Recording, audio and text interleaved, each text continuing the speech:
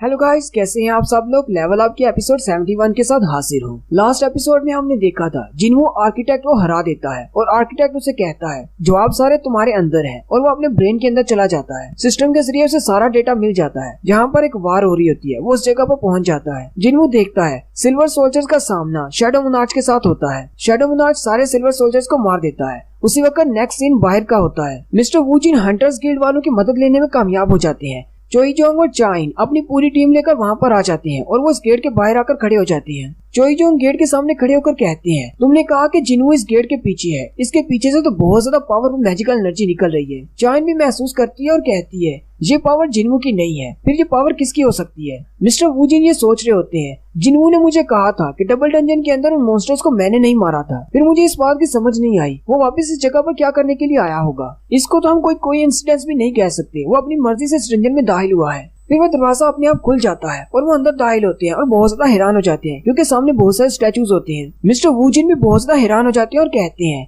ये बात तो बिल्कुल ठीक है, यहाँ पर तो वाकई में स्टोन स्टैचूज हैं। आर्किटेक्ट उन सब की तरफ देखता है और कहता है तुम लोग कौन हो, मैंने किसी इंसान को यहाँ पर नहीं इनवाइट किया। वो सारे आर्किटेक्ट की तरफ देखते हैं तो बहुत ज्यादा घबरा जाते हैं और कहते हैं ये स्टैचू तो बोल रहा है और वो भी इंसानों की भाषा बोल रहा है। आखिर ये ऐसा कैसे कर सकता है, ये तो एक मॉन्स्टर स्टैचू है। आर्किटेक्ट उनसे कहता है कहीं तुम मेरे किंग को नींद से जगाने के लिए तो नहीं आए। वो सारे उसकी बात सुनकर हैरान हो जाते हैं और कहते हैं कौन सा किंग। फिर वो जिन्हों की तरफ देखते हैं जो कि स्टिल खड़ा होता है। जिन्हों अपनी जगह पर खड़ा होता है और बिल्कुल भी हरकत नहीं कर रहा होता। अटैक टीम में से एक हंटर जिन्हों की तरफ आगे बढ़ता है और कहता है वो वहाँ पर क्या कर रहा है, मैं उसे बुलाता हूँ। लेकिन उसी वक्त आर्किटेक्ट तेजी के साथ उनके पास से गुजरता है और उनमें से 3-4 हंटर को जख्मी कर देता है। आर्किटेक्ट बाकी सब से कहता है बाकी तुम सब लोग बहुत ज्यादा स्ट्रॉन्ग हो, इसलिए तुम सब मेरे किंग के लिए ऑफरिंग्स बनोगे, तुम्हारी उनके सामने बलि चढ़ेगी। नेक्स्ट सीन फिर से जिन्हों के ब्रेन के अंदर का होता है। जिन्हों अभी भी सब कुछ देख रहा होता है। शैडो मोनार्च जैसे ही सिल्वर सोल्जर्स को मार लेता है उसके बाद 2 गेट्स ओपन होते हैं। एक रेड गेट होता है और एक ब्लू गेट होता है। ब्लू गेट के अंदर से डीमंस निकलते हैं।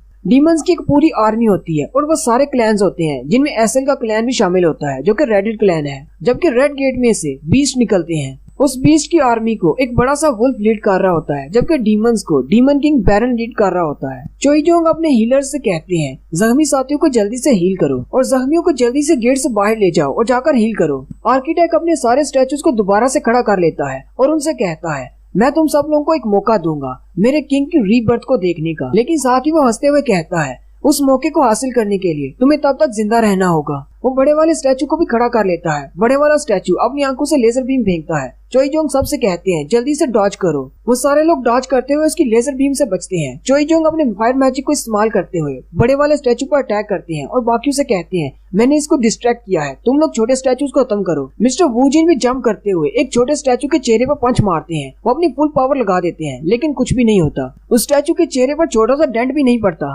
उसी वक्त चोई जोंग अपने फायर मैजिक को इस्तेमाल करते हुए उस पर अटैक करते हैं। मिस्टर वूजिन जल्दी से पीछे की तरफ जंप कर जाते हैं। चोई जोंग उनसे कहते हैं ये बहुत ज्यादा पावरफुल है, तुम लोग इन्हें हैंडल नहीं कर पाओगे। लेकिन चोई जोंग भी ये देखकर हैरान हो जाते हैं कि चोई जोंग के मैजिकल अटैक ने भी उस स्टैचू के ऊपर कोई भी असर नहीं किया होता। कीहून उनसे कहता है मेरी टाउंटिंग एबिलिटी भी काम नहीं कर रही, जबकि मैजिशियन कहती है मेरी टेलीकाइनेसिस भी काम नहीं कर रही। चोई जोंग कहते हैं क्या इन मॉन्स्टर्स को हराने का कोई रास्ता नहीं। उसी वक्त उनकी नजर जिन्हों पर पड़ती है। चोई जोंग कहते हैं हमें जिन्हों को जगाना होगा, शायद वो किसी मैजिकल स्पेल के अंडर है। उसी वक्त वो अपना एक फायर बॉल जिन्हों की तरफ फेंकते हैं। आर्किटेक्ट जल्दी से उसके सामने आ जाता है और जिन्हों को बचाता है। अटैक को ब्लॉक करने के फौरन बाद आर्किटेक्ट सीधा चोई जोंग की तरफ आता है और कहता है तुम्हारी हिम्मत कैसे हुई मेरे किंग को नींद से जगाने की। लेकिन चोई जोंग तक पहुँचने से पहले ही चोई जोंग की टीम के टैंक्स आगे बढ़ते हैं और आर्किटेक्ट को पीछे की तरफ धकेल देते हैं। मिस्टर वूजिन चाइन से कहते हैं हम लोग इन सब को संभालते हैं, तुम जाकर उसको जगाने की कोशिश करो। चाइन तेजी के साथ सीधी जिन्हों की तरफ जाती है। नेक्स्ट सीन फिर से जिन्हों के ब्रेन के अंदर का होता है। जिन्हों ये देखकर बहुत ज्यादा हैरान हो जाता है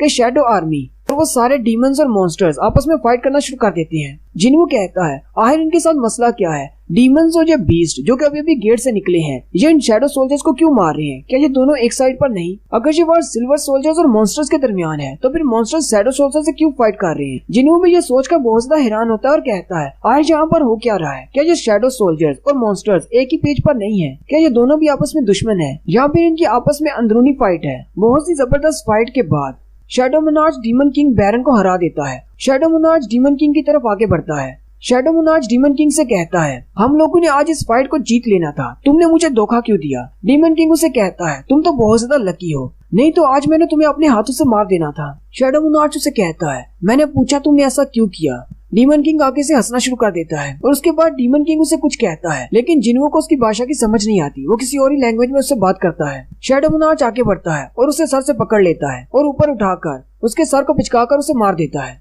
जिन्हो डीमन किंग की आंखों की तरफ देखता है तो उसे याद आता है, ये आंखें तो मैंने पहले कई बार देखी हुई हैं। ये आंखें तो डीमन किंग बैरन की हैं, लेकिन ये डीमन किंग यहाँ पर क्या कर रहा है। उसी वक्त जिन्हो अपने आप को महसूस करता है कि वो शैडो मोनार्च है और वो अपने हाथों पर लगे हुए ब्लड को देखता है और साथ ही शैडो मोनार्च के चेहरे से उसका मास्क हट जाता है और नीचे दिखाते हैं वो वाकई में जिन्हो होता है। जिन्हो अपने दिल पर हाथ रखता है अपनी दाईं साइड पर। उसी वक्त दिखाते हैं कि जिन्हो की बॉडी में 2 दिल होते हैं, एक काले रंग का और एक सुर्ख रंग का। यहाँ पर शायद ये बताने की कोशिश की जा रही है कि जिन्हो की शैडो मोनार्च के तौर पर रीबर्थ होने वाली है। जिन्हो फिर से ऊपर की तरफ देखता है तो सिल्वर सोल्जर्स वापस आ जाते हैं और उन सोल्जर्स के वहाँ पर आते ही जिन्हो के पास विंडो ओपन होती है और कहा जाता है तुम्हारे पास जितना भी डेटा था वो खत्म हो चुका है। यानी इससे आगे जिन्हो को कुछ भी पता नहीं चलता कि उससे आगे क्या हुआ। चाइन जो कि जिन्हो को जगाने के लिए आगे की तरफ बढ़ रही होती है, उसी वक्त आर्किटेक्ट उसके सामने आ जाता है और कहता है तुम तो बहुत ज्यादा फनी हो, मेरे प्लान को खराब करने की कोशिश मत करो। चाइन जल्दी से अपनी तलवार निकाल लेती है और अपना स्पेशल मूव इस्तेमाल करती है। आर्किटेक्ट हंसना शुरू कर देता है और कहता है तुम्हारे स्वर्ड स्किल तो बहुत ज्यादा बेकार है, और वो अपनी बड़ी सी तलवार से चाइन को जख्मी कर देता है और उसे कहता है अब बस करो, अब मुझे जरा भी मजा नहीं आ रहा। आर्किटेक्ट उनसे कहता है इस डंजन का सिस्टम मेरे मुताबिक चल रहा है, तुम्हारा कोई भी वेपन यहाँ पर काम नहीं करेगा। तुम चाहे कितने भी स्ट्रॉन्ग क्यों ना हो, मेरे इन स्टैचूज के सामने नहीं टिक पाओगे। चोईजोंग आर्किटेक्ट के चेहरे पर अटैक करते हैं और कहते हैं हमें जिन्हो को जल्दी से जगाना होगा, इसके अलावा कोई भी रास्ता नहीं। चाइन फिर से तेजी के साथ जिन्हो को जगाने के लिए आगे बढ़ती है, लेकिन आर्किटेक्ट फिर से उस पर अटैक करता है। उसी वक्त आर्किटेक्ट की नजर चाइन के पास एक शैडो पर पड़ती है जो कि जिन्हो का शैडो सोल्जर है। आर्किटेक्ट कहता है इस रूम के रूल्स के मुताबिक मैं इस रूम से और इस डंजन से बाहर नहीं जा सकता, लेकिन मुझे लगता है कि मेरे किंग ने पहले से एक प्लान बना रखा है और उसने अपने सोल्जर्स को बाहर छोड़ा है। आर्किटेक्ट उन शैडो सोल्जर्स से पूछता है तुम लोग यहाँ पर कैसे आए, तुम्हारा जिन्हो के साथ क्या रिलेशन है। चाइन उसे कहती है हम लोग उसके दोस्त हैं और हम उसे बचाने के लिए आए हैं। आर्किटेक्ट उनसे कहता है अच्छा तो तुम उसके दोस्त हो, चलो मैं तुम्हें एक चांस देता हूँ। आज के दिन सबसे पावरफुल मोनार्च वापस आ रहा है, मैं तुम्हें उसे देखने का मौका दूंगा, मैं तुम्हें शैडो मोनार्च की रीबर्थ देखने का मौका दूंगा। लेकिन साथ ही वो उसे कहता है बाकी के सारे इंसानों को मरना होगा, ये ऑफर सिर्फ तुम्हारे लिए है। उसी वक्त पीछे से जिन्हो से कहता है ये किसने कहा, आज यहाँ पर कोई भी नहीं मरने वाला। आर्किटेक्ट जैसे पीछे की तरफ घूमने लगता है, जिन्हो उसके चेहरे पर जोरदार पंच मारता है। जिन्हो से कहता है तुमने मेरी बॉडी के साथ क्या किया है। फिर वो उसे एक और पंच मारता है और नीचे गिरा लेता है और उसके ऊपर पाँव रख लेता है। आर्किटेक्ट जिन्हो से कहता है तुम मेरे किंग नहीं हो, तुम कौन हो, तुम मेरे किंग क्यों नहीं हो। तुम्हारी बॉडी में ब्लैक हार्ट है, लेकिन फिर भी तुम्हारी बॉडी पर तुम्हारा अपना कंट्रोल कैसे है। जिन्हो अपने ब्लैक हार्ट की तरफ देखता है और कहता है क्या ये ब्लैक हार्ट है, इससे तो मुझे बहुत ज्यादा माना मिला है। और साथ ही विंडो ओपन होती है जिसमें उसे बताया जाता है कि ये एक ब्लैक हार्ट है जिससे उसे 1 लाख माना पॉइंट्स मिले हैं और उसे एक नया टाइटल भी मिला है जो कि डीमन हंटर है। जिन्हो कहता है इसके रिएक्शंस देखकर तो लगता है इसने बिल्कुल भी ऐसा नहीं सोचा था और ये ब्लैक हार्ट मेरे फायदे के लिए नहीं था, शायद ये कुछ और चाहता था और मैं कुछ और बन गया। इसने मुझे जितना भी डेटा शो करवाया है उसमें मुझे कोई भी जवाब नहीं मिला। जिन्हो से कहता है तुमने मुझे कहा कि तुमने मुझे प्लेयर के तौर पर चूज नहीं किया, आखिर तुम मेरी बॉडी के साथ क्या करना चाहते थे। आर्किटेक्ट उसे कहता है तुम्हें क्या लगता है कि बाकी के सारे मोनार्च चुप बैठकर तुम्हें इसी तरह देखते रहेंगे कि तुमने शैडो मोनार्च की पावर्स पर कब्जा कर लिया है। जिन्हो अपने वेपन्स निकाल लेता है और उसे कहता है मैंने तुमसे सवाल पूछा है उसका जवाब दो। आर्किटेक्ट उसे कहता है मैंने ऐसा कुछ भी प्रेडिक्ट नहीं किया था। और साथ ही वहाँ पर जितने भी स्टैचूज होते हैं जो कि पहले खड़े थे वो भी हरकत करना शुरू कर देते हैं। आर्किटेक्ट जिन्हो से कहता है अगर तुम मुझे यहाँ पर मार देती हो तो मेरे इन स्टैचूज को कोई भी नहीं रोक पाएगा, क्या तुम अभी भी मुझे मारना चाहोगे। जिन्हो से कहता है क्या हो अगर मैं तुम्हें भी मार डालूं और इन सारे स्टैचूज को भी खत्म कर दूं। आर्किटेक्ट उसे कहता है अगर तुम मुझे मार देते हो तो ये सिस्टम खत्म हो जाएगा। जिन्हो हंसते हुए उससे कहता है तुम्हारे कहने का मतलब है कि मैं वापस ई क्लास का हंटर बन जाऊंगा, लेकिन ऐसा नहीं है। मैं भी इस बारे में काफी देर से सोच रहा था कि अगर मैं इस डिजाइनर को मार देता हूँ तो क्या सिस्टम ही खत्म हो जाएगा। साथ ही जिन्हो से कहता है नहीं ऐसा नहीं हो सकता और वो अपनी पावर्स को इस्तेमाल करते हुए सिस्टम का कंट्रोल आर्किटेक्ट के हाथ से ले लेता है। विंडोज ओपन होती है और कहा जाता है सिस्टम के एडमिन की एक्सेस ब्लॉक हो चुकी है, यानी कि सारा सिस्टम अब जिन्हो के कंट्रोल में है। जिन्हो कहता है ये सिस्टम तुमने इसी तरह डिजाइन किया था जो मुझे पावरफुल बना सके,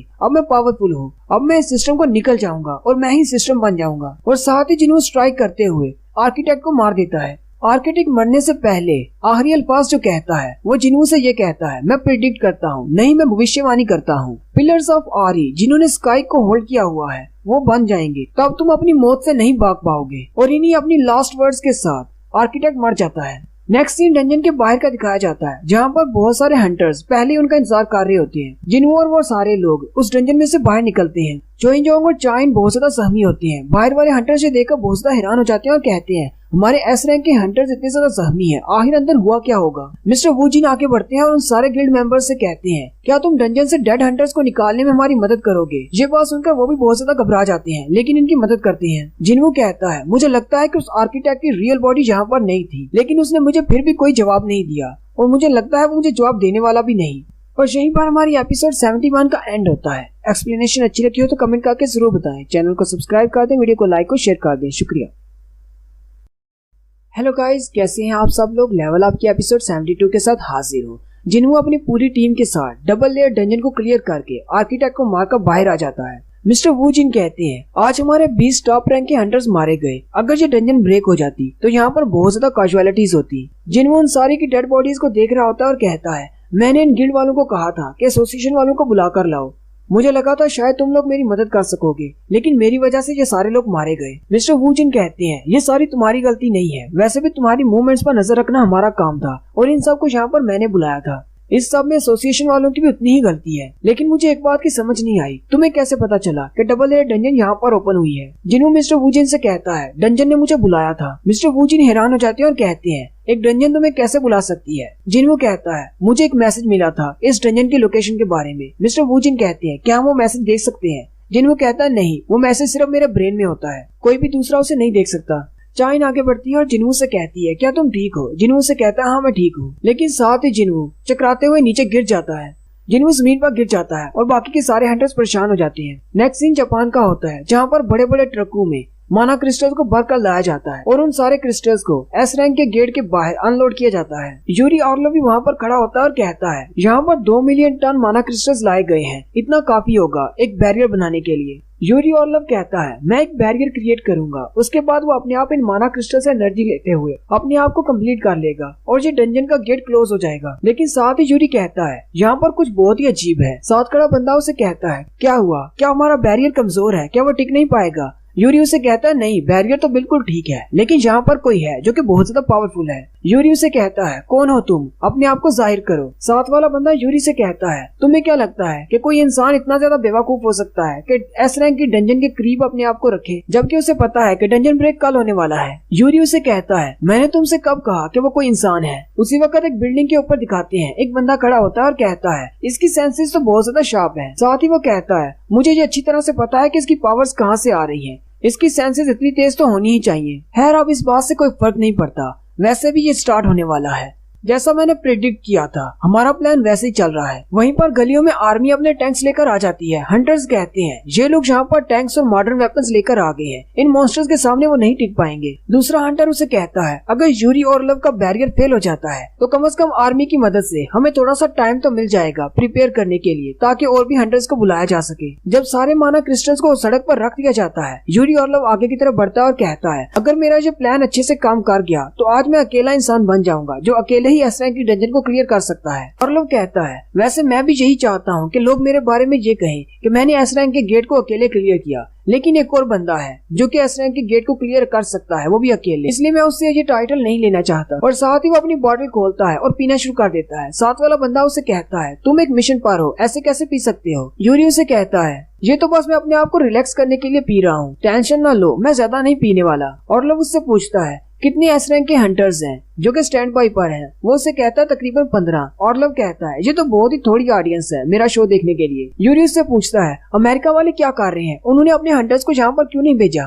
वो बंदा ऑर्लव से कहता है मैरीलैंड में एक एस रैंक का गेट ओपन हुआ है, अमेरिकन वहाँ पर गए हैं। एस रैंक के गेट्स न सिर्फ जापान में बल्कि इंग्लैंड और इंडिया में भी ओपन हुए हैं, तो यहाँ पर इंडिया का नाम भी आ गया है। तो भाई लोग अपने इर्द गिर्द देख लेना, शायद कोई एस रैंक का गेट ओपन हुआ हो, कहीं ऐसा ना हो कि डंजन का गेट ब्रेक होने से वहाँ पर एस रैंक के मॉन्स्टर्स घूम फिर रहे हों। ऑर्लव कहता है सारे कंट्री वाले बहुत ज्यादा प्रेशर में होंगे क्योंकि हमारे पास ज्यादा एस रैंक के हंटर्स नहीं है और एस रैंक के गेट्स बहुत ज्यादा ओपन होना शुरू हो गए हैं। ऑर्लव के साथ वाला बंदा गेट की तरफ देखता है तो चिल्लाना शुरू कर देता है क्योंकि गेट ब्रेक होना शुरू हो जाता है। हालांकि इस गेट ने कल ब्रेक होना था। उसी वक्त कोरिया के हॉस्पिटल का सीन दिखाते हैं। जिन्हू उठकर बैठ जाता है। जिन्हू कहता है पता नहीं मैं इतना ज्यादा कैसे थक गया जो मुझे हॉस्पिटल आना पड़ गया। उसी वक्त जिन्हू अंदर आता है। जिन्हू से कहता है मेरे साथ क्या हुआ था, मैं हॉस्पिटल में क्या कर रहा हूँ। जिन्हों उसे देखकर रोना शुरू कर देता है और कहता है अब तुम क्यों उठ रहे हो, हमें तो लगा था शायद तुम मर चुके हो, तुम्हें पता भी है तुम पूरे 3 दिन से सो रहे हो। 3 दिन का सुनकर जिन्हों भी हैरान हो जाता है। जिन्हों कहता है शायद मैं बहुत ज्यादा एग्जॉस्टेड हो गया था और मुझे रेस्ट करने का टाइम नहीं मिला, इसलिए मैं 3 दिन तक सोया रहा, लेकिन मुझे अभी तक भी वो सारी मेमोरीज याद हैं जो कि मुझे उस आर्किटेक्ट ने दिखाई थी। साथ ही जिन्हों हैरान हो जाता है और कहता है अगर मैं 3 दिन तक सो रहा था तो फिर उस गेट का क्या हुआ होगा। वो जिन्हों से पूछता है जिन्हों जापान में जो एस रैंक का गेट ओपन हुआ था उसका क्या बना। साथ ही जिन्हों से स्टोरी बताता है कि पिछले 3 दिन में क्या हुआ। स्टोरी हमें जापान में ले जाती है। उस गेट के ब्रेक होने के साथ ही उसमें से जायंट्स निकलना शुरू हो जाते हैं, जबकि यूरी ऑर्लम उनके सामने खड़ा होता है और शो ऑफ करते हुए कहता है ये तो कोई बड़ा मसला नहीं है, मैं अभी भी इसे रोक सकता हूँ। यूरी अपने मैजिकल बैरियर को बनाना शुरू करता है और उन सारे माना क्रिस्टल से मैजिकल एनर्जी लेना शुरू कर देता है और उस गेट के इर्द गिर्द एक बड़ा सा बैरियर बना देता है। सामने से पहले एक बड़ा सा जायंट निकलता है। यूरी ऑर्लम उसकी तरफ देखता है और कहता है तुम्हें क्या लगता है कि तुम अपनी इस मैजिकल पावर से, तुम अपने इस छोटे से वेपन से मेरे इस बैरियर को तोड़ सकते हो। उसी वक्त पीछे से एक बड़ा सा हाथ निकलता है और उस बड़े से जायंट को पीछे कर देता है और पीछे वाला जायंट उससे भी बड़ा जायंट होता है। उस बड़े वाले जायंट को देखकर यूरी ऑर्लम बहुत ज्यादा घबरा जाता है। वो बड़ा वाला जायंट अपनी तलवार को घुमाता है और उसके बैरियर को काट देता है। फिर वह यूरी ऑर्लम को भी मार देते हैं और इस तरह वो रेड फेल हो जाती है और जायंट्स बाहर निकल आते हैं और पूरे जापान में तबाही मचा देते हैं। नेक्स्ट सीन जिन्हों के डैड का दिखाया जाता है जो कि सो रहे होते हैं। उसी वक्त उन्हें होश आती है और वो अपने सेक्रेटरी से पूछते हैं मैं कितनी देर तक सो रहा था। वो उनसे कहता है आप 23 घंटे तक सो रहे थे, अगर आप 1 और घंटे तक नहीं जागते तो हम लोग आपको हॉस्पिटल ले जाते जैसा कि आपने हमें ऑर्डर दिया था। उनका असिस्टेंट जल्दी से उनके सामने फाइल रखते हुए कहता है जैसा कि आपने मुझे इन्फॉर्मेशन इकट्ठी करने के लिए कहा था, मैंने इन्फॉर्मेशन इकट्ठी कर ली है। पूरी दुनिया में सिर्फ एक ही पेशेंट है जो कि इटर्नल स्लंबर से जागा है। जिन्हों के डैड जी पास उनका बहुत ज्यादा हैरान हो जाते हैं और कहते हैं इटर्नल स्लंबर का पेशेंट जाग गया, ये कैसे हुआ। साथ ही सिस्टर उनसे कहता है लेकिन हैरान करने वाली बात ये है कि वो पेशेंट कोई और नहीं बल्कि संग जिन्हों की मॉम है। जिन्हों के फादर सोचते हैं शायद जिन्हों के पास कोई ऐसी मैजिकल एबिलिटी हो जिससे वो इंटरनल स्लंबर के पेशेंट को ठीक कर सकता है। फादर असिस्टेंट से कहते हैं और दूसरी बात क्या है। असिस्टेंट उनसे कहता है आपकी बेटी जिन्हों यहाँ पर आ चुकी है। जिन्हों अंदर आती है और डैड से कहती है आपकी ये हालत कब से हो गई। नेक्स्ट सीन जापान का होता है। वो जायंट्स वहाँ पर तबाही मचा रहे होते हैं जबकि आर्मी वाले अपने टैंक्स और हेलीकॉप्टर से उन पर अटैक कर रहे होते हैं। सुगीमोटो अपने हंटर से कहते हैं मिलिट्री वालों से कुछ भी नहीं होगा, तुम लोग यहाँ पर क्या कर रहे हो, जल्दी से जाओ और उस जायंट्स को मार डालो। एक हंटर लड़की अपनी तलवार लेकर उसकी आंखें निकालने के लिए आगे बढ़ती है और कहती है अगर मैं इसको अंधा कर दूं तो ये मुझे देख नहीं पाएगा। लेकिन वो जायंट बड़ी ही स्पीड के साथ पीछे की तरफ मुड़ता है और उसे पंच मारते हुए नीचे गिरा देता है। वो हंटर लड़की बहुत ज्यादा हैरान हो जाती है और कहती है इसका साइज इतना बड़ा है लेकिन इसकी स्पीड इतनी ज्यादा कैसे हो सकती है। वहीं पर एक न्यूज रिपोर्टर हेलीकॉप्टर में बैठकर ये सब कुछ लाइव दिखा रहा होता है कि किस तरह जायंट्स ने जापान में तबाही मचा रखी है। जापान तो इस वक्त बिल्कुल लिविंग हेल लग रहा है, जबकि जिन्हों भी कोरिया में बैठा ये न्यूज देख रहा होता है। जिन्हों सोचता है अगर इसी तरह ये जायंट्स आगे बढ़ते रहे जेजू आइलैंड की तरह ही ये सारे एशिया के लिए खतरा बन जाएंगे, मुझे जल्दी से जापान जाना होगा। उसी वक्त उसकी बहन उसे कहती तुम वहाँ मत जाओ। जिन्हों पीछे की तरफ मुड़ता है तो वह दरवाजे में खड़ी होती है और उसे कहती है तुम्हें वहाँ नहीं जाना। जिन्हों से कहता है ये तुम क्या बात कर रही हो।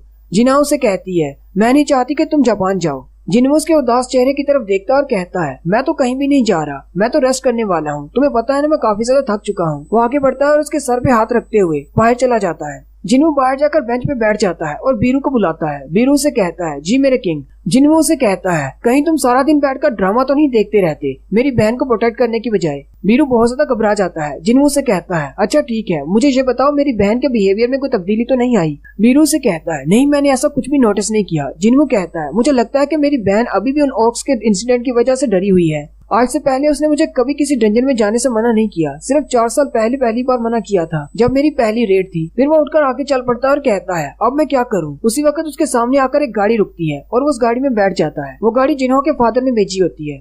जिन्हों उनके ऑफिस में चला जाता है और उनसे कहता है आपको मुझसे क्या काम है। जिन्हों के फादर जिन्हों का अपने बारे में सारा कुछ बताने के बाद फौरी तौर पर अपने पास एक ब्लैंक चेक निकालते हैं और उसे जिन्हों के सामने रख देते हैं। जिन्हों से देखकर हैरान हो जाता है। जिन्हों के फादर उसे कहते हैं मैं तुम्हारे सामने ऐसी कोई बात नहीं करूंगा जिससे ये लगे कि मैं पैसे से कुछ भी खरीद सकता हूँ, स्पेशली एक ऐसे इंसान के सामने जो कि एक एस रैंक का हंटर है जिसके पास खुद ही बहुत ज्यादा पैसा है। इसलिए तुम मेरे इस चेक को मेरा टोकन ऑफ ग्रेटिट्यूड समझ सकते हो। जिन्हों सोच रहा होता है अभी ये जो बात करने वाला है वो बहुत ज्यादा कॉन्फिडेंशियल होगी, क्योंकि अगर ये गिल्ड के बारे में होता तो इस तरह मुझसे नहीं बात करते।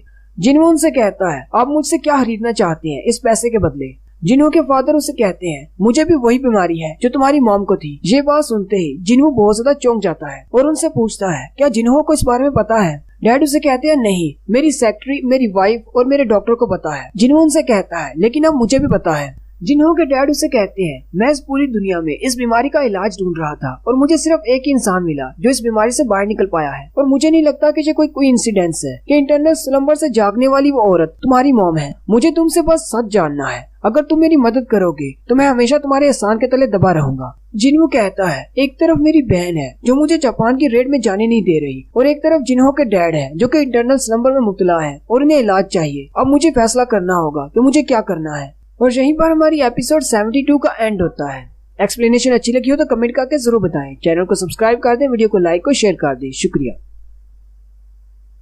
हासिल हूं लेवल अप की एपिसोड 73 के साथ। एपिसोड की शुरुआत में जापान का सीन दिखाया जाता है जहां पर एस रैंक का गेट ब्रेक हो चुका है और उस गेट में से जायंट मॉन्स्टर निकलते हैं जो कि जापान में हर जगह तबाही मचा रहे हैं। वहीं पर एक हेलीकॉप्टर में कैमरामैन सारी वीडियो लाइव दिखा रहे हैं। वो कैमरामैन साथ साथ कह रहा होता है, ये तो बहुत ही खौफनाक मंजर है। सारी बिल्डिंग्स को तोड़ दिया गया है, यहाँ तक कि जायंट्स ने दरख्तों को भी उखाड़ दिया है। ये जायंट्स तो इस तरह आगे बढ़ते जा रहे हैं जैसे वो मुकम्मल तौर पर इंसानों को खत्म कर देंगे। और सबसे बुरी बात ये है कि रास्ते में जो भी इंसान उन्हें मिलता है वो उसे खा जाते हैं। और हम लोग यहाँ पर ऊपर सेफ हैं जब तक हम इनसे दूर हैं। जब तक हम लोग फर्स्ट अटैक नहीं करते ये लोग भी हम पर अटैक नहीं करेंगे। हम लोग काफी दिन से इनकी लाइव रिकॉर्डिंग कर रहे हैं। फिर वो गेट की तरफ दिखाते हैं, वहाँ पर एक बड़ा सा जायंट खड़ा होता है जो कि गेट के सामने से हिल भी नहीं रहा होता। रिपोर्टर कहते हैं बाकी के सारे जायंट्स इधर उधर चले गए जबकि वो वाला वहीं पर खड़ा है और अपनी जगह से हिला भी नहीं। वो या तो किसी का इंतजार कर रहा है या फिर गेट को प्रोटेक्ट कर रहा है। मुझे देखकर तो ऐसे ही लग रहा है जैसे वो जिंदा ही नहीं है। इस तरह वो खड़ा है लेकिन वो सांस ले रहा है, ऐसे बिल्कुल एक मशीन की तरह वहाँ पर खड़ा है जैसे उसे प्रोग्राम किया हो दरवाजे पर ही खड़ा रहना है। इस डंजन के अंदर से टोटल 31 जायंट निकले थे जिनमें से 2 जायंट्स को हम लोगों ने मार डाला है जबकि बाकी के सारे अभी भी जापान में तबाही मचा रहे हैं। इस डंजन को ब्रेक हुए 2 दिन हो चुके हैं। पता नहीं हम लोग इन जायंट मॉन्स्टर्स को रोक पाएंगे या नहीं, या फिर इससे पहले कि वो पूरे जापान को तबाह कर देंगे। नेक्स्ट सीन आजिन गिल्ड के ऑफिस का होता है। जिन्हों बहुत ज्यादा हैरान हो जाता है क्योंकि जिन्हों ने इरादा कर लिया होता है जापान जाने का। जिन्हों से कहता है, तुमने न्यूज नहीं देखी, वहाँ पर जायंट मॉन्स्टर्स हैं जो कि बहुत ज्यादा पावरफुल है। ये कोई जेजू आइलैंड नहीं है। इससे पहले किसी ने भी इस तरह के मॉन्स्टर्स नहीं देखे और ना ही किसी ने इनका सामना किया है। जिन्हों से कहता है, अगर मैं उस डंजन को क्लियर करने में कामयाब हो गया तो हमारा आजिन गिल्ड वर्ल्ड वाइड फेमस हो जाएगा। जिन्हों साथ ही सोच रहा होता है, इसका मतलब जिन्हों मेरे लिए परेशान है। इसको लगता है कि मैं भी इस डंजन को हैंडल नहीं कर पाऊंगा। पहले मेरी बहन जिना और अब जिन्हों दोनों ने मना कर दिया। जिन्हों थोड़ी देर सोचने के बाद जिन्हों से कहता है, लेकिन मैं भी तुम्हारे साथ जाऊंगा। जिन्हों हैरान हो जाता है। जिन्हों से कहता है, डबल गेट इंसिडेंट हो या फिर जेजू आइलैंड की रेड हो या फिर रेड गेट इंसिडेंट हो, तुम्हें पता है कि मेरे बारे में न्यूज आर्टिकल्स में क्या लिखा जा रहा है। साथ ही जिन्हों रोना शुरू कर देता है और एक न्यूज आर्टिकल उठाकर उसे कहता है, तुम्हारी किसी भी पिक्चर में मैं तुम्हारे साथ क्यों नहीं हूँ। मैं तुम्हारे गिल्ड का वाइस मास्टर हूँ लेकिन मैं किसी भी पिक्चर में नहीं हूँ। तुम भी जानते हो कि मैं कमजोर हंटर हूँ। मेरे पास और है ही क्या सिर्फ इस बारे में बात करने के कि मैं तुम्हारा वाइस मास्टर हूँ। लेकिन जब तुम्हारी तस्वीर अकेले आएगी और मैं साथ में नहीं होऊंगा तो लोग तो मेरे बारे में बातें करेंगे कि मैं सिर्फ नाम का वाइस मास्टर हूँ। मेरी तो बेइज्जती हो जाएगी। जिन्हों से कहता है, मुझे कुछ नहीं पता, मुझे भी इस बार तुम्हारे साथ जाना है। इस बार न्यूज लेटर में मेरी भी फोटो तुम्हारे साथ आनी चाहिए। जिन्हों से कहता है, थोड़ी देर पहले तुम मुझे कह रहे थे कि मुझे वहाँ पर नहीं जाना चाहिए, क्या तुम्हें याद भी है मैं जापान जाने वाला हूँ। जिन्हों से कहता है, मुझे तुम पर पूरा भरोसा है, अगर तुम सेफ हो तो मैं भी सेफ हूँ। ये बात सुनकर जिन्हों पहले तो हैरान हो जाता है, फिर उठकर खड़ा हो जाता है और उसे कहता है, मैं तो सिर्फ मजाक कर रहा था। तुम्हें क्या लगता है मैं जापान क्यों जाऊंगा, वहाँ पर बहुत ज्यादा खतरा है। साथ ही वो जिन्हों से कहता है, ऑफिस को बंद करके घर चले जाओ, आज तुमने बहुत ही अच्छा काम किया। जिन्हों कहता है, ये दुनिया बहुत ही बड़ी है, यहाँ पर बहुत सारे एस रैंक के हंटर्स हैं जो मुझसे भी ज्यादा स्ट्रॉन्ग हो सकते हैं क्योंकि आर्किटेक्ट में मुझसे ज्यादा स्ट्रॉन्ग था। कोई ना कोई जापान की मदद करने के लिए आ जाएगा। मुझे जाने की जरूरत नहीं। मुझे हीरो बनने की क्या जरूरत है, मैं कोई हीरो नहीं हूँ। फिर वो अपने घर आ जाता है और मॉम उसे कहती है, आज हमारे साथ बैठकर डिनर करो। फिर वो दोनों खाने की टेबल पर बैठ जाते हैं। जिन्हों मॉम से कहता है, जिना कहाँ पर है, वो हमारे साथ क्यों नहीं बैठी। मॉम से कहती है, उसने कहा उसे भूख नहीं है। यहीं पर एक बैकग्राउंड सीन दिखाते हैं। जिन्हों के डैड का चेक वापस करते हुए कहता है, मुझे माफ कर दे, मैं आपके लिए कुछ भी नहीं कर सकता। डैड उसे कहते हैं, लेकिन क्या तुम मुझे बता सकते हो तुम्हारी मॉम कैसे रिकवर हुई। जिन्हों उनसे कहता है, अगर मुझे पता होता कि इसको कैसे करना है और मैं इससे पैसा कमाना चाहता तो मैं अब तक चुप क्यों रहता, मैंने सारी दुनिया को बता देना था। जिन्हों के डैड उसे कहते हैं, ठीक है मैं तुम्हारी बात समझ गया। जिन्हों वहाँ से उठकर बाहर आ जाता है। जिन्हों लिफ्ट में नीचे उतर रहा होता है और कहता है, ये जिन्हों के फादर हैं, लेकिन फिर भी मैं इसके बारे में नहीं जानता। मुझे नहीं पता, शायद ये वाकई में बीमार है या फिर मुझे धोखा देने की कोशिश कर रहे हैं। मेरे पास होली वाटर ऑफ लाइफ का सिर्फ लिमिटेड नंबर है, मैं उसे ज्यादा लोगों के लिए इस्तेमाल नहीं कर सकता। हालांकि जिन्हों के डैड की ऑफर काफी ज्यादा अच्छी थी। साथ ही वो खाना खा रहा होता है और मॉम से कहता है, मॉम मैं जा रहा हूँ। जिन्हों सोच रहा होता है हालांकि बहुत सारे लोग ऐसे हैं जो कि मुझसे ज्यादा स्ट्रॉन्ग होंगे, लेकिन अगर मैं बैटलफील्ड में नहीं जाऊंगा तो मैं स्ट्रॉन्ग कैसे होऊंगा, मुझे अपने आप को और भी ज्यादा स्ट्रॉन्ग बनाना है। उसकी मॉम थोड़ी देर के लिए खामोश हो जाती है, फिर उसे कहती है तुम भी बिल्कुल अपने डैड जैसे हो, वो भी जब किसी को खतरे में देखते थे तो उसे बचाने के लिए चले जाते थे। तुम अपना खाना खत्म कर लो, मैं तुम्हारे बैग पैक करने में मदद करूंगी। जबकि उसी वक्त अंदर का सीन दिखाते हैं, जीना अपने ऊपर और भी ज्यादा कंबल ले लेती है और बहुत ज्यादा डरी होती है क्योंकि उसने भी जिन्हों के जापान जाने की बात सुन ली होती है। रात के वक्त जिन्हों उसके कमरे में आता है और उसे कहता है क्या तुम सो गई? जिना उसे कहती है हाँ मैं सो रही हूँ। जिन्हों से कहता है मुझे तुमसे बात करनी है। जिना उसे कहती है नहीं मैं सो रही हूँ। जिन्हों जाकर उसके पास बैठ जाता है। जिन्हों कहता है आखिर मैं बात को शुरू कहाँ से करूँ? जिन्हों से कहता है तुम्हें पता होगा 1-2 दिन पहले मैं मरने वाला था। जिना और भी ज्यादा घबरा जाती है। जिन्हों से कहता है मेरा ये कहने का मतलब नहीं था, मैं हमेशा ही खतरे में होता हूँ, लेकिन मैं इस तरह अपने घर में नहीं बैठ सकता जबकि वहाँ पर बहुत सारे लोग मर रहे हैं। चाहे डंजन में कितना भी ज्यादा खतरा क्यों ना हो, मैं हमेशा जिंदा वापस आता रहा हूँ और इस बार भी मैं वापस आऊंगा। साथ ही वो जिना के सर पे हाथ रखता है और उसे कहता है तुम्हारा शुक्रिया, तुमने मुझे डंजन में जाने से कभी नहीं रोका। जिना रोना शुरू कर देती है। जिना उसे कहती है तुम कौन सा मेरी सुनने वाले हो, तुम तो वैसे भी वहाँ पर जाओगे। जिन्हों उसे कहता है लेकिन मैं वापस आऊंगा, तुम्हें परेशान होने की जरूरत नहीं, चाहे मैं तुमसे कितना ही दूर क्यों ना हूँ, मैं हमेशा तुम्हें प्रोटेक्ट करूंगा। और वहीं पर उसके शेडोज भी होते हैं। नेक्स्ट सीन में चेयरमैन गो गानी ऑफिशियल अनाउंसमेंट करते हैं कि जिन्हों जापान जा रहा है। जिन्हों भी आकर अपना भाषण देता है, सारे रिपोर्टर्स उसकी पिक्चर्स बनाते हैं। जिन्हों साउथ कोरिया की तरफ से ऑफिशियली जापान की रेड में हिस्सा ले रहा है। फिर वो जहाज में बैठकर जापान पहुंच जाते हैं, जबकि जिन्हों भी उसके साथ होता है। उन दोनों जैसे एयरपोर्ट से उतरते हैं, जिन्हों अपने साथ बहुत सारे बॉडी आर्मर्स लेकर आया होता है और उसने काफी ज्यादा बाहरी सामान उठा रखा होता है। जिन्हों जब लोगों को बातें करते हुए देखता है, वो थोड़ी देर के लिए रुकता है और उससे आधा सामान ले लेता है और फिर दोनों आगे की तरफ चल पड़ते हैं। आज जिन गिल के तौर पर बाहर के मुल्क में उन दोनों की पहली रेड होने वाली है और यहीं पर दोनों के बारे में बताया जाता है। संग जिनवू जो कि एस रैंक का हंटर है, आजिन गिल्ड का गिल्ड मास्टर, जबकि जिन्हों के बारे में बताया जाता है वाइस मास्टर जो कि डी रैंक का हंटर है। नेक्स्ट सीन बैटलफील्ड का दिखाया जाता है, जहाँ पर सोल्जर्स हॉस्पिटल में से बहुत सारे मरीजों को निकाल रहे होते हैं। वहीं पर 2 अंकल आंटी होते हैं जो कि उस हॉस्पिटल की केयर करते हैं। सोल्जर उन्हें कहता है हमारे पास ट्रक में इतनी जगह नहीं है, हम सिर्फ 3 से 4 मरीजों को और ले जा सकते हैं, बाकी सब यहीं रहेंगे। डॉक्टर उसे कहते हैं हमारे पास 10 से भी ज्यादा पेशेंट्स हैं जो कि खुद नहीं चल सकते, उनका क्या होगा? सोल्जर उन दोनों से कहते हैं जो लोग खुद चल नहीं सकते हमें उनकी परवाह नहीं करनी चाहिए, वो लोग वैसे भी मरने वाले हैं, जायंट्स आ रहे हैं, हमें जो जिंदा है उनको बचाना चाहिए। वो अंकल आंटी उनसे कहते हैं हम दोनों ने आपस में वादा किया था कि हम सारे पेशेंट्स का ख्याल रखेंगे और हम दोनों यहीं पर रुकेंगे, अगर तुम्हें जाना है तो चले जाओ। उनमें से एक सोल्जर कहता है तो फिर मैं भी इनके साथ यहीं पर रुकूंगा, मैं ऐसा नहीं देख सकता कि सिविलियंस यहाँ पर मर रहे हूँ और मैं यहाँ से भाग जाऊँ। वो उन सब से कहता है चलो अंदर शेल्टर में चलते हैं। उसी वक्त एक जायंट उनको देख लेता है, सारे सोल्जर उस पर गोलियां चलाना शुरू कर देते हैं। वो सोल्जर उन दोनों अंकल आंटी को कवर करके उनके ऊपर खड़ा हो जाता है, जबकि वो जायंट उनके ऊपर अपना हाथ मारने लगता है। उसी वक्त जीमा अपना बाला दूर से फेंकता है। जीमा आपको याद होगा, ये वही नागा है डंजन बॉस जिसे जिन्होंने अपना शैडो सोल्जर बनाया था और इसे जीमा का नाम दिया था। जीमा क्योंकि अपने साइज को बड़ा कर सकता है, इसलिए वो जायंट से भी अपने साइज को बड़ा कर सकता है। जीमा और जायंट की फाइट देखकर गॉडजिला और किंग कॉन्ग की फाइट याद आ रही है। वो सोल्जर जीमा की तरफ देखता है और कहता है अब ये क्रीचर कहाँ से आ गया? उसी वक्त जिन्हों उसके पास खड़ा होता है और उसे कहता है ये जगह बहुत ज्यादा डेंजरस है, तुम्हें हॉस्पिटल के सारे पेशेंट्स को यहाँ से जल्दी से निकालना होगा। उसी वक्त बिल्डिंग के ऊपर से कुछ मलबा नीचे की तरफ गिरता है। जिन्हों जल्दी से अपनी शील्ड लेकर आगे की तरफ बढ़ता है और उस अंकल को बचा लेता है। जिन्हों से कहता है मैं यहीं पर रुकता हूँ जब तक ये सारे लोग यहाँ से चले न जाए, तुम आगे जाकर फाइट करो। जिन्हों जीमा के साथ मिलकर फिर से जायंट्स को मारना शुरू कर देता है। जीमा उस जायंट को नीचे की तरफ गिरा देता है, जबकि जिन्हों जो कि जीमा के ऊपर खड़ा होता है वो जंप करते हुए सीधा उस जायंट के चेहरे पर वार करता है और उसको काट देता है। नेक्स्ट सीन यूनाइटेड स्टेट के मैरीलैंड का होता है, जहाँ पर एक एस रैंक का गेट ओपन हुआ है और बहुत सारे हंटर्स उसको क्लियर करने के लिए वहाँ पर गए हैं। कुछ हंटर वहाँ पर होटल में बैठे होते हैं और बातें कर रहे होते हैं। एक हंटर उनसे कहता है मैंने सुना है कि जिन्हों जापान चला गया है। दूसरा उससे कहता है मैंने सुना है कि लेडी सैलनर उसकी पावर्स को नहीं जगा पाई, लेकिन फिर भी वो जापान चला गया। वहाँ पर टोटल 3 हंटर्स बैठे होते हैं। उनमें से एक कहता है मुझे नहीं लगता कि वो जापान की डंजन से वापस जिंदा आएगा, वो भी इतना ज्यादा पावरफुल नहीं है। उनमें से एक हंटर कहता है हम सब जो कि यहाँ पर हैं, हम सब की पावर लेडी सैलनर ने इंक्रीज की है। जिन्हों को अपने बारे में समझना चाहिए कि उसकी पावर्स की एक लिमिट है, लेकिन वो एक रीअवेकेंड है क्योंकि पहले वो एक ई रैंक का हंटर था। मुझे लगता है कि सिर्फ शो ऑफ करने के लिए वहाँ पर गया है। तीसरे वाला उनसे कहता है उस जिन्हों को क्या वाकई में लगता है कि इन जाइंट मॉन्स्टर्स और जेजू आइलैंड के कीड़ों में कोई फर्क नहीं? मुझे लगता है कि ये जरूर मरने वाला है।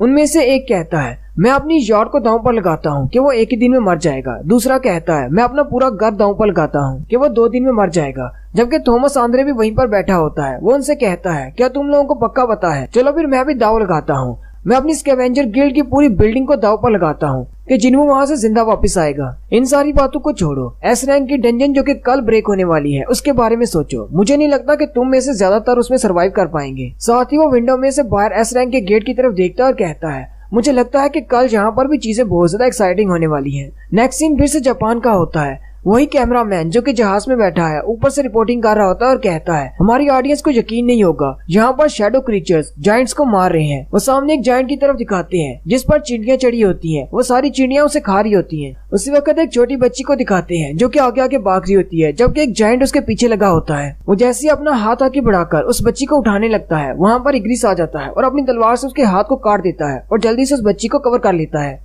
वो जायंट इग्रिस पर अटैक करने लगता है। उसी वक्त ऊपर से आयरन आता है जो कि जंप करते हुए उसके सर में अपना हथौड़ा मारता है और अपनी जबरदस्त पावर के साथ उस जायंट को जमीन पर गिरा देता है और एक और जायंट मर जाता है। वो बच्ची आयरन की तरफ देखती है तो आयरन पहले जो चिल्ला रहा होता है उसे देखकर डर जाती है। आयरन उस बच्ची को देखकर स्माइल करता है, साथ ही इग्रिस भी उसके सर पे हाथ रखता है, जबकि जिन्हों दूर से खड़ा ये सब कुछ देख रहा होता है और कहता है, आयरन तो आज बहुत ज्यादा जोश में है क्योंकि उसे प्रमोशन मिली है, क्योंकि उसका लेवल अप हो गया है। और यहीं पर हमारी एपिसोड 73 का एंड होता है। एक्सप्लेनेशन अच्छी लगी हो तो कमेंट करके जरूर बताएं। चैनल को सब्सक्राइब कर दें, वीडियो को लाइक और शेयर कर दें। शुक्रिया। हेलो गाइस, कैसे हैं आप सब लोग। लेवल अप की एपिसोड 74 के साथ हाजिर हूँ। लास्ट एपिसोड में हमने देखा था जिन्हों जापान की रेड में हिस्सा लेने के लिए जापान चला जाता है और वहाँ पर जाकर जायंट्स को मारना शुरू कर देता है, जबकि अभी भी बहुत सारे सोल्जर्स और आर्म सिविलियंस होते हैं जिनको इवैक्यूएट करना बाकी है। जिन्हों सामने खड़ा आयरन की प्रमोशन के बारे में बात कर रहा होता है। उसी वक्त एक सोल्जर उसके पास आता है और उसे बताता है कि हमने सारे लोगों को इवैक्यूएट कर लिया है। जिन्हों को क्योंकि जापानीज नहीं आती, वो उसे थम्स अप करते हुए कहता है, तुम ब्रेव सोल्जर, तुमने बहुत ही अच्छा काम किया। ये देखकर वो सोल्जर भी हैरान हो जाता है।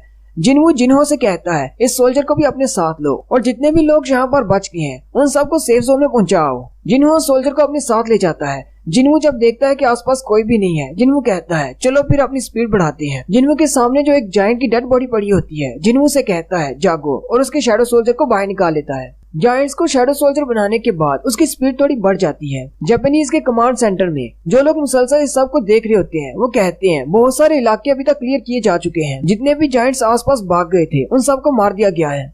चेयरमैन मात्सुमोटो भी वहीं पर होते हैं और कहते हैं, आखिर ऐसा कैसे हो सकता है, इतने सारे एस रैंक के हंटर्स मिलकर एक भी जायंट को नहीं मार पाए और ये अकेला ही इतने जायंट्स को मार रहा है। और साथ ही मात्सुमोटो अपनी एक बैकग्राउंड स्टोरी बताते हैं। जब वो एयरपोर्ट पर जिन्हों से मिले थे, जिन्हों जैसे ही एयरपोर्ट पर उतरा था, चेयरमैन मात्सुमोटो से वेलकम करने के लिए वहाँ पर गए थे। चेयरमैन मात्सुमोटो जिन्हों से कहते हैं, वो सारे जायंट्स ओसाका की तरफ बढ़ रहे हैं, तुम्हें सबसे पहले ओसाका शहर को क्लियर करना होगा। जबकि मात्सुमोटो खुद ये सोच रहे होते हैं, चाहे ये कितना ही पावरफुल क्यों ना हो, ये इन सारे जायंट्स को अकेले नहीं संभाल सकता। जब तक ये उन जायंट्स को रोक कर रखेगा, हम दूसरे कंट्रीज के साथ निगोशिएशन कर सकेंगे ताकि वहाँ से हंटर्स को यहाँ पर लाया जा सके। लेकिन जिन्हों से कहता है, मैं ऐसा नहीं करूंगा। जिन्हों का ये जवाब सुनकर मात्सुमोटो बहुत ज्यादा हैरान हो जाते हैं। वो जिन्हों से कहते हैं, तो फिर तुम क्या करना चाहते हो। जिन्हों से कहता है, उन सारे जायंट्स को मैं मारूंगा। फिर हमारी स्टोरी प्रेजेंट में आ जाती है। मात्सुमोटो कहते हैं, उसने बिल्कुल ठीक कहा था, उसका इरादा है सारे जायंट्स को अकेले ही मारने का। नेक्स्ट सीन बैटलफील्ड का दिखाते हैं। जिन्होंने टोटल 5 जायंट्स को अपने शैडो सोल्जर्स बनाया होता है। जिन्हों कहता है, अब मैं इनके नाम क्या दूं, इनको नंबर 1, 2, 3 देता हूँ। उसी वक्त बीरू वहाँ पर आता है और उनसे कहता है, मैं एक और जायंट की डेड बॉडी लेकर आया हूँ। जिन्हों कहता है, फिर इसको नंबर 6 देंगे। जिन्हों कहता है, मेरे शैडो सोल्जर्स ने और भी जायंट्स को मारा होगा, मुझे अपने शैडो एक्सचेंज स्किल को इस्तेमाल करते हुए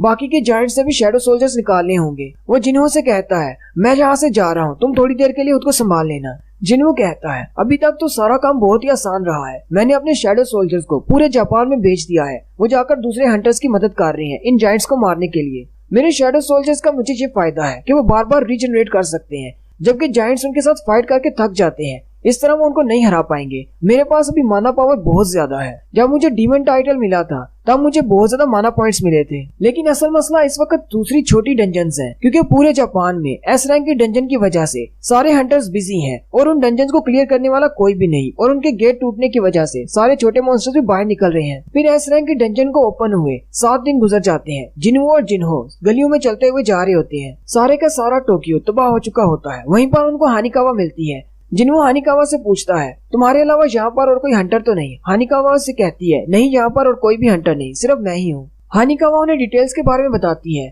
कि हमारे टोक्यो में इतने ज्यादा लोग मरे हैं कि अभी तक हम उनको टोटल काउंट भी नहीं कर पाए। जो जायंट्स इस गेट में से निकले थे, बहुत सारे जायंट्स पूरे जापान में फैल चुके हैं। इस वक्त पूरे जापान में हमारे पास 16 एस रैंक के हंटर्स हैं, जिनमें 6 जापान के हंटर्स हैं, 2 चाइना के, 3 कनाडा के और 2 इंडिया के हंटर्स हैं, और एक रशिया का और एक यूके का हंटर भी है। हमारे एस रैंक हंटर्स में सबसे पहले यूरी ऑर्लोफ मरा था, उसके बाद हानाजावा जो कि ब्लैक होल गिल्ड से है। यानी कि हमारे पास टोटल 3 एस रैंक के हंटर्स हैं जो कि अब तक मर चुके हैं। उस गेट में से टोटल 31 जायंट्स निकले थे, जिनमें से 30 तो जापान में है, जबकि एक सी को क्रॉस करते हुए चाइना की तरफ जा रहा है। हमारे पास इतने ज्यादा हंटर्स नहीं थे कि इन सब का मुकाबला किया जा सके। तुम्हारा शुक्रिया कि तुमने बहुत सारे जायंट्स को अकेले ही हरा दिया। अब जितने भी जायंट्स बचे हैं उन सबको हमारे एस रैंक के हंटर्स और तुम्हारे शैडो सोल्जर्स मिलकर हरा रहे हैं। जिन्हों कहता है तुम्हारी डिटेल्स मैंने सुन ली, अब मुझे लगता है कि हमारे पास सिर्फ एक ही जायंट बचा है जो कि उस गेट पर खड़ा है। जिन्हों तबाह हुए टोक्यो सिटी की तरफ देखता और कहता है ये सीन मैंने पहले कहीं पर देखा हुआ है, यहाँ पर बस आग नहीं लगी हुई, अगर आग लगी हुई होती तो ये बिल्कुल डीमन कासल की तरह लगता।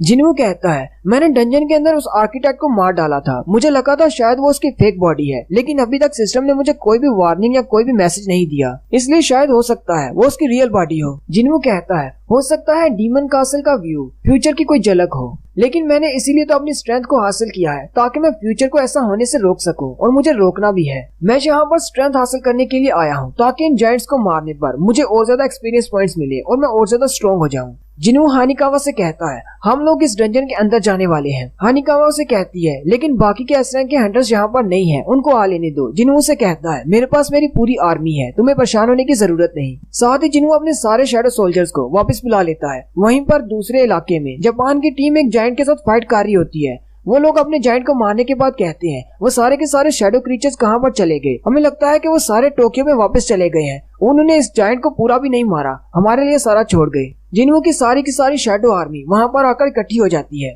अब जिन्हों की शैडो आर्मी में जायंट्स के शैडोज भी शामिल हो चुके हैं, जबकि जनरल बीरू भी वहाँ पर आ जाता है जो कि जिन्हों के साथ ही खड़ा होता है। जिन्हों बीरू से कहता है तुम सब लोग आ गए, तुम लोगों ने बहुत ही अच्छा काम किया। बीरू उसका शुक्रिया अदा करता है। जिन्हों से कहता है हानिकावा को यहाँ से लेकर दूर चले जाओ। फिर हानिकावा और जिन्हों वहाँ से चले जाते हैं। उन दोनों के वहाँ से चले जाने के बाद जिन्हों अपने जायंट्स के जो शैडो क्रीचर्स होते हैं उनको भी बाहर बुला लेता है। जिन्हों ऊपर एक क्लिफ के ऊपर खड़ा होता है और उन सबको इशारा करते हुए कहता है जाओ और फाइट करो, और वो सारे भागते हुए दरवाजे के सामने जो बड़ा सा जायंट है उसकी तरफ जाना शुरू कर देते हैं। जिन्हों की आर्मी भागते हुए सीधा उस जायंट की तरफ जा रही होती है। जैसे ही वो उस जायंट के थोड़ा सा करीब पहुंचते हैं, वो जायंट अपनी आंखें खोलता है और अपने वेपन को घुमाते हुए एक जोरदार स्लैश लगाता है, और उसकी पावर बहुत ज्यादा होती है जिसे देखकर जिन्हों भी हैरान हो जाता है। जिन्हों साउथ कोरिया की तरफ से ऑफिशियली जापान की रेड में हिस्सा ले रहा है। फिर वो जहाज में बैठकर जापान पहुंच जाते हैं, जबकि जिन्हों भी उसके साथ होता है। उन दोनों जैसे एयरपोर्ट से उतरते हैं, जिन्हों अपने साथ बहुत सारे बॉडी आर्मर्स लेकर आया होता है और उसने काफी ज्यादा बाहरी सामान उठा रखा होता है। जिन्हों जब लोगों को बातें करते हुए देखता है, वो थोड़ी देर के लिए रुकता है और उससे आधा सामान ले लेता है, और भी दोनों आगे की तरफ चल पड़ते हैं। आज इन गिल्ड के तौर पर बाहर के मुल्क में उन दोनों की पहली रेड होने वाली है, और यहीं पर दोनों के बारे में बताया जाता है। संग जिनवू जो कि एस रैंक का हंटर है, आजिन गिल्ड का गिल्ड मास्टर, जबकि जिन्हों के बारे में बताया जाता है वाइस मास्टर जो कि डी रैंक का हंटर है।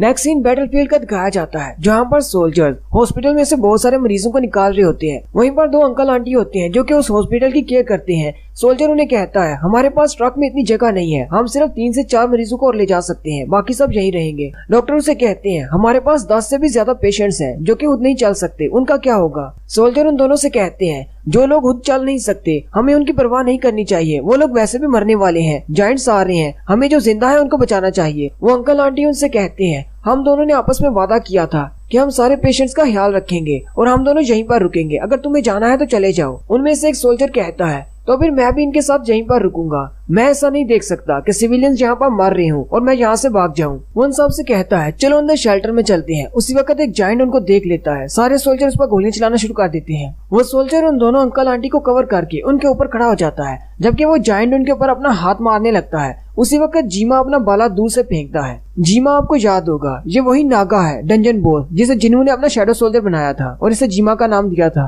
जीमा क्योंकि अपने साइज को बड़ा कर सकता है, इसलिए वो जायंट से भी अपने साइज को बड़ा कर सकता है। जीमा और जायंट की फाइट देखकर गॉडजिला और किंग कॉन्ग की फाइट याद आ रही है। वो सोल्जर जीमा की तरफ देखता है और कहता है अब ये क्रीचर कहाँ से आ गया। उसी वक्त जिन्हों उसके पास खड़ा होता है और उसे कहता है ये जगह बहुत ज्यादा डेंजरस है, तुम्हें हॉस्पिटल के सारे पेशेंट्स को यहाँ से जल्दी से निकालना होगा। उसी वक्त बिल्डिंग के ऊपर से कुछ मलबा नीचे की तरफ गिरता है। जिन्हों जल्दी से अपनी शील्ड लेकर आगे की तरफ बढ़ता है और उस अंकल को बचा लेता है। जिन्हो जिन्हो से कहता है मैं यहीं पर रुकता हूँ जब तक ये सारे लोग यहाँ से चले न जाएं, तुम आगे जाकर फाइट करो।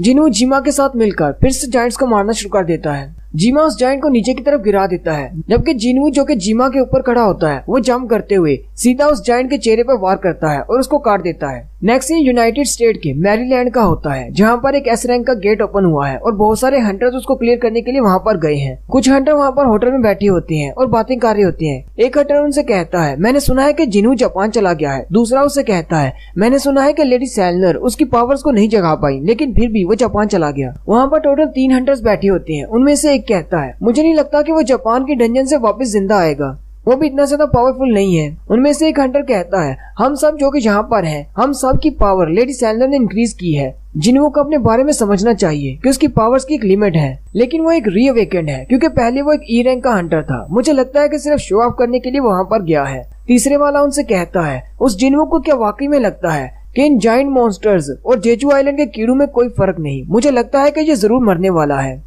उनमें से एक कहता है मैं अपनी यार्ड को दांव पर लगाता हूँ कि वो एक ही दिन में मर जाएगा। दूसरा कहता है मैं अपना पूरा घर दांव पर लगाता हूँ कि वो 2 दिन में मर जाएगा। जबकि थॉमस आंद्रे भी वहीं पर बैठा होता है। वो उनसे कहता है क्या तुम लोगों को पक्का पता है? चलो फिर मैं भी दांव लगाता हूँ। मैं अपनी स्कैवेंजर गिल्ड की पूरी बिल्डिंग को दांव पर लगाता हूँ कि जिन्हो वहाँ से जिंदा वापस आएगा। इन सारी बातों को छोड़ो, एस रैंक की डंजन जो कि कल ब्रेक होने वाली है उसके बारे में सोचो। मुझे नहीं लगता कि तुम में से ज्यादातर उसमें सरवाइव कर पाएंगे। साथ ही वो विंडो में से बाहर एस रैंक के गेट की तरफ देखता है और कहता है मुझे लगता है कि कल यहाँ पर भी चीजें बहुत ज्यादा एक्साइटिंग होने वाली हैं। नेक्स्ट सीन फिर से जापान का होता है। वही कैमरामैन जो कि जहाज में बैठा है ऊपर से रिपोर्टिंग कर रहा होता है और कहता है हमारी ऑडियंस को यकीन नहीं होगा, यहाँ पर शैडो क्रीचर्स जायंट्स को मार रहे हैं। वो सामने एक जायंट की तरफ दिखाते हैं जिस पर चिड़ियां चढ़ी होती हैं। वो सारी चिड़ियां उसे खा रही होती हैं। उसी वक्त एक छोटी बच्ची को दिखाते हैं जो कि आगे आगे भाग रही होती है, जबकि एक जायंट उसके पीछे लगा होता है। वो जैसे ही अपना हाथ आगे बढ़ाकर उस बच्ची को उठाने लगता है, वहाँ पर इग्रिस आ जाता है और अपनी तलवार से उसके हाथ को काट देता है और जल्दी से उस बच्ची को कवर कर लेता है। वो जायंट इग्रिस पर अटैक करने लगता है। उसी वक्त ऊपर से आयरन आता है जो कि जंप करते हुए उसके सर में अपना हथौड़ा मारता है और अपनी जबरदस्त पावर के साथ उस जायंट को जमीन पर गिरा देता है और एक और जायंट मर जाता है।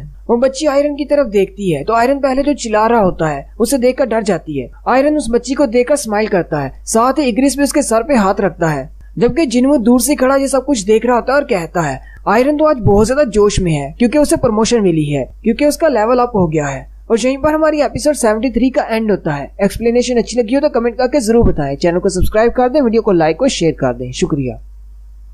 हेलो गाइस, कैसे हैं आप सब लोग? लेवल अप की एपिसोड 75 के साथ हाजिर हूँ। लास्ट एपिसोड के एंड पे हमने देखा था कि जिन्हो उस बड़े से जायंट जो कि दरवाजे पर खड़ा होता है उसको हरा देता है, लेकिन उसके बाद भी उसका मैसेज नहीं आता कि तुमने डंजन के बॉस को मारा है। जिन्हो कहता है इसका मतलब डंजन का बॉस अभी जिंदा है और वो डंजन के अंदर चला जाता है। जिन्हो जैसे डंजन के अंदर जाता है वहाँ पर एक बड़ा सा कासिल होता है। जिन्हो कहता है ये जगह तो बहुत ज्यादा बड़ी है, लेकिन साथ ही वो कहता है जायंट्स के गुजरने के लिए रास्ता इतना बड़ा होना चाहिए था। उसी वक्त बीरू बाहर निकलता है। जिन्हो से कहता है क्या आपने सुना? अभी मुझे एक आवाज आई। जिन्हो कहता है क्या तुम्हें भी आवाज आई? उन दोनों को अंदर से हंसने की आवाज आ रही होती है। जिन्हो कहता है आखिर ये किस किस्म का बॉस है? हम इसके डंजन के अंदर घुस गए हैं और वो हंस रहा है।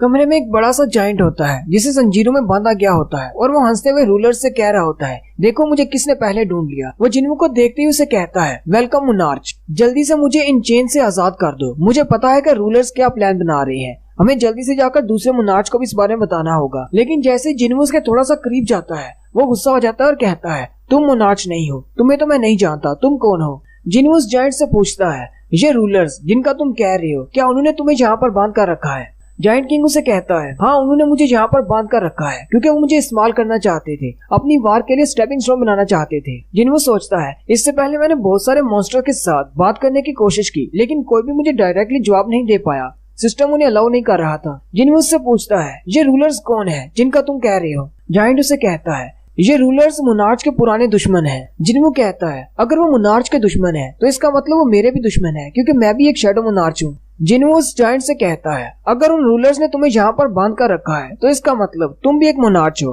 किंग उसे कहता है हाँ मैं भी एक मुनार्च हूँ, मैं मुनार्च ऑफ द बिगनिंग हूँ, जायंट्स का किंग। तुम अभी बहुत ज्यादा कमजोर हो, रूलर्स की नजर सारे मुनार्च पर है, तुम्हारे ऊपर भी है, तुम अकेले उनको नहीं हरा सकोगे, तुम्हें सपोर्ट की जरूरत है, जल्दी से मुझे इन चेन से आजाद करवा दो, फिर मैं तुम्हारी मदद करूंगा। जिन्हो से कहता है तुम्हें क्या लगता है कि मैं तुम्हारी बात मान लूंगा? तुम एक मॉन्स्टर हो और मैं एक इंसान हूँ, एक मॉन्स्टर किसी इंसान की मदद क्यों करेगा?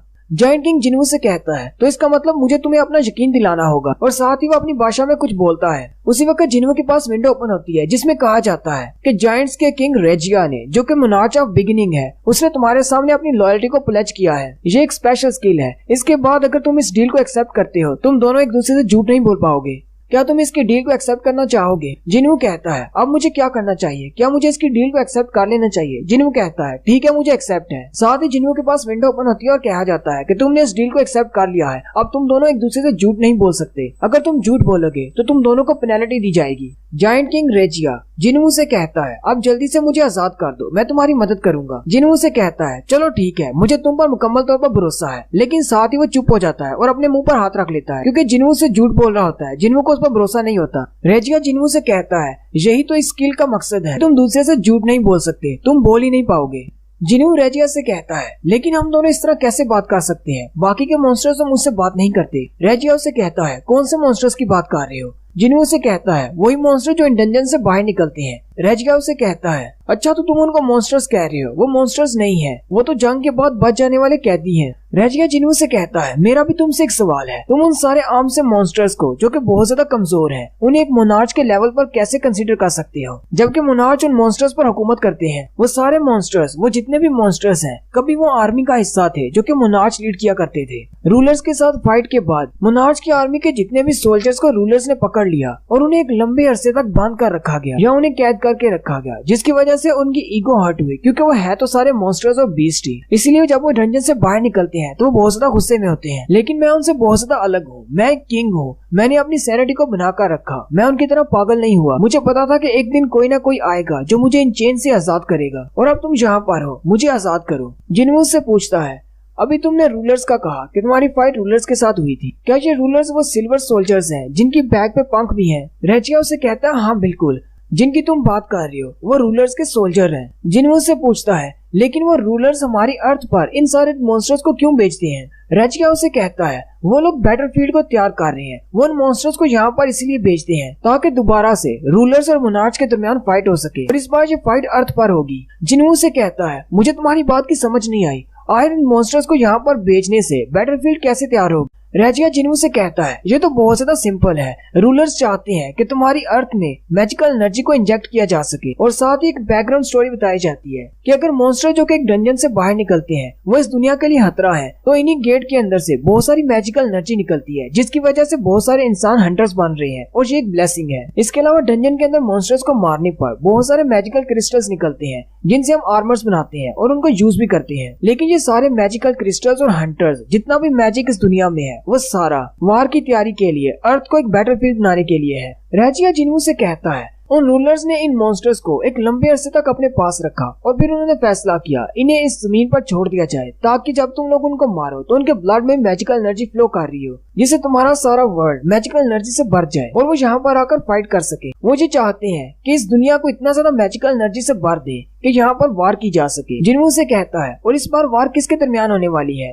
रेजिया से कहता है इस बार की वार रूलर्स और नो मोनार्च के दरमियान होने वाली है। जिस दुनिया में तुम रह रहे हो बहुत जल्दी वो एक लिविंग हेल बनने वाली है। हमारे पास ज्यादा टाइम नहीं है। अगर उन लोगों को पता चल गया कि तुमने मुझसे बात की है तो रूलर्स और मोनार्च दोनों ही हमारे पीछे लग जाएंगे। हो सकता है कि रूलर्स के कुछ लोगों ने अपने प्लान पर काम करना शुरू भी कर दिया हो। जिन्हू रेजिया से कहता है वो लोग मुझे टारगेट कर रहे हैं, इसकी क्या वजह है? रेजिया उसे कहता है तुम्हें तो कुछ भी नहीं पता, तुम्हारे पास जो पावर है, जो शैडो मोनार्च की पावर है, वो तुम्हारी नहीं है। शैडो मोनार्च की पावर का तुम्हारे पास होने का ये मतलब है कि तुमने दूसरे मोनार्च को धोखा दिया है, इसलिए अब मोनार्च और रूलर्स दोनों ही तुम्हारे पीछे हैं। तुम दोनों के लिए दुश्मन हो, चाहे जो भी हो। मैंने तुमसे वादा किया है मैं हमेशा तुम्हारी साइड पर फाइट करूंगा, तो अब जल्दी करो, इन चेन्स को खोल दो ताकि मैं तुम्हारी मदद कर सकूं। जिन्हू से कहता है अगर मुझे तुम्हारी मदद लेनी ही है तो क्यों ना मैं तुम्हें अपना एक शैडो सोल्जर बना लूं, इस तरह मेरे लिए भी आसान हो जाएगा, मैं तुम पर भरोसा कर पाऊंगा। रेजिया उसे कहता है पर ऐसा करना मुमकिन नहीं है क्योंकि रूलर्स और मोनार्च दोनों के पास स्पिरिचुअल बॉडीज होती है, तुम उनको अपने शैडोज में नहीं तब्दील कर सकते, इसलिए मैं तुम्हारा सोल्जर नहीं बन सकता। चलो अब जल्दी करो और मेरी मदद करो, मैं तुम्हारी मदद करूंगा। जिन्हू कहता है मुझे इसकी सारी बात की समझ तो आ गई, लेकिन फिर भी मुझे कुछ अच्छा नहीं महसूस हो रहा। वो अपना वेपन निकाल लेता है और उसकी चेन्स को काटने के लिए आगे बढ़ता है। जिन्हू से कहता है तुमने कहा कि तुम मेरी साइड से लड़ोगे।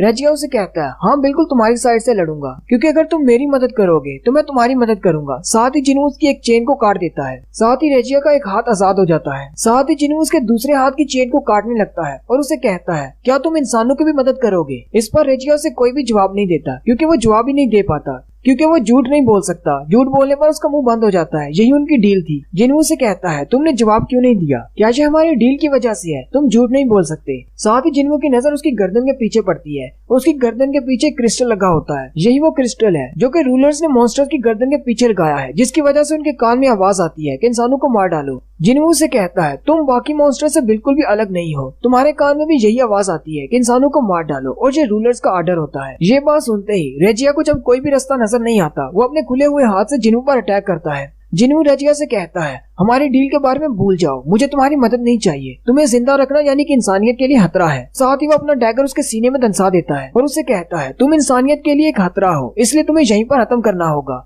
रेजिया उसे कहता है, तुम गलत हो, मैं इंसानियत के लिए खतरा नहीं बल्कि तुम हो। और साथ ही रेजिया दर्द से चिल्लाना शुरू कर देता है। जिन्हों ऊपर की तरफ जंप करता है और साइड से उसे जोरदार पंच मारता है। रेजिया जिन्हों से कहता है, जितना ज्यादा तुम्हारे हंटर्स इन मॉन्स्टर्स को मारते रहेंगे, उतना ज्यादा तुम्हारे वर्ल्ड में मैजिकल पावर बढ़ती जाएगी और बैटलफील्ड तैयार हो जाएगी। और मैं उम्मीद करता हूँ तुम जिसको भी बचाना चाहते हो वो सारे इस वार की लपेट में आ जाएं और जलकर खाक हो जाएं। जिन्हों से कहता है, मैं ऐसा होने नहीं दूंगा। और साथ ही अपने डैगर को इस्तेमाल करते हुए रेजिया की गर्दन उड़ा देता है। उसके पास विंडो ओपन होती है कि तुमने डंजन बॉस को मार दिया है, और एक और विंडो ओपन होती है जिसमें उसे कहा जाता है कि तुमने एक मोनार्च को मारा है जिसका नाम रेजिया है, जो कि मोनार्च ऑफ बिगिनिंग है। अब टोटल 8 मोनार्च रह गए हैं। मोनार्च को मारने पर उसे जो एक्सपीरियंस पॉइंट्स मिलते हैं वो बहुत ज्यादा होते हैं, इसलिए जिन्हों को विंडो में कहा जाता है कि तुम्हारे पास एक्सपीरियंस पॉइंट बहुत ज्यादा है, इसको कैलकुलेट करने में टाइम लगेगा। जिन्हों को उसकी बॉडी में से एक मैजिकल कोर मिलता है। जिन्हों कहता है, मैं इसका शैडो नहीं बना पाया, चलो ये तो बहुत ही बुरा हुआ, लेकिन मुझे ये तो मिल गया। रेजिया को मारने पर जिन्हों को 8 बार लेवल अप कहा जाता है, और साथ ही रेजिया की बॉडी खुद ब खुद डिस्ट्रॉय हो जाती है क्योंकि वो एक स्पिरिचुअल बॉडी है। और जिन्हों का लेवल दिखाया जाता है।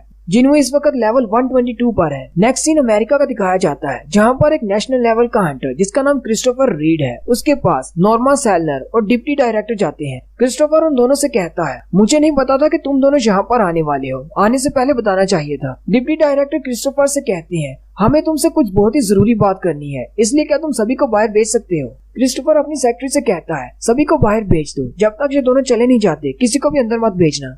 फिर वो लोग अंदर जाकर बैठ जाते हैं। रीड उनसे कहता है, अगर तुम लोग यहाँ पर किसी एस रैंक के गेट के लिए आए हो जो कि जापान में ओपन हुआ है, तो मैं तुम लोगों को बता दूं, मैं वहाँ पर नहीं जाने वाला। नॉर्मा सेलनर उनसे कहती है, हम लोग यहाँ पर किसी गेट के बारे में डिस्कस करने के लिए नहीं आए, हमारे पास उससे भी बड़ा एक मसला है। क्रिस्टोफर उनसे कहता है, एक एस रैंक के गेट से भी बड़ा मसला क्या हो सकता है? नॉर्मा सेलनर उससे कहती है, मिस्टर क्रिस, मुझे लगता है कि नियर फ्यूचर में कोई तुम्हें मारने वाला है। और यहीं पर हमारी एपिसोड 75 का एंड होता है। एक्सप्लेनेशन अच्छी लगी हो तो कमेंट करके जरूर बताएं। चैनल को सब्सक्राइब कर दें, वीडियो को लाइक और शेयर कर दें। शुक्रिया।